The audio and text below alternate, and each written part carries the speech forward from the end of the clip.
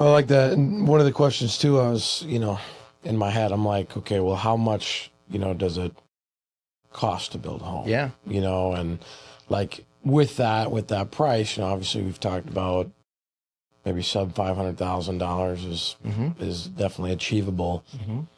But like, how much down do you need? Like, how much money does somebody have to start the process, with fees, grants, closing costs, upgrades through the building process? Like, Yeah. what's realistic?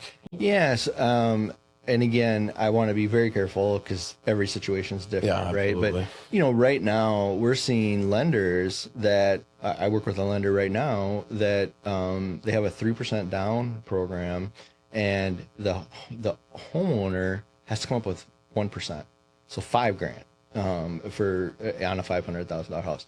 And then the lender contributes the other 2%, up to right now that number is $7,000. Now you have to be income qualified. I think the cap is 95,000 household income, or whoever applies. It doesn't have to be both people applying if you can afford it. So the entry point is extremely low. And then on closing costs, again, they typically say, kind of that 2% used to be the kind of the number. I think that number is that's a very flexible number now. But again, with my new construction network, I go to the builders and I'm like, we're going to kick in for closing costs, and I'm going to kick in for closing costs, and the mortgage company is going to kick in for closing costs. We have to offset some of these expenses because cash is that's the number one obstacle for people. So, I don't think we're going to be able to rely on the government to create affordable housing. They seem very poor at doing that, whether it's on the local level. And again, the local level is really trying to manage now, right? And just, we need units, and which is it's legitimate. It's just not necessarily the direction that I wish it would go. So offsetting, that's kind of what the conversations are about, is what is it that you need. So we're going to see, I was talking to a lender the other day, and they were talking about, we're going to do a 1% program and our grant's going to be $15,000. Well, we'll see if that's true or not. And I just want to explain the difference between a grant and what you can get from the state.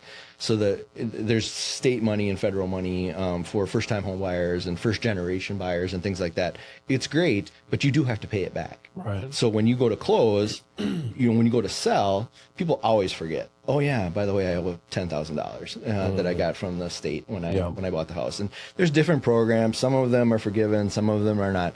These are just grants. They're at the day of closing, that money is forgiven. So it just increases the entry point.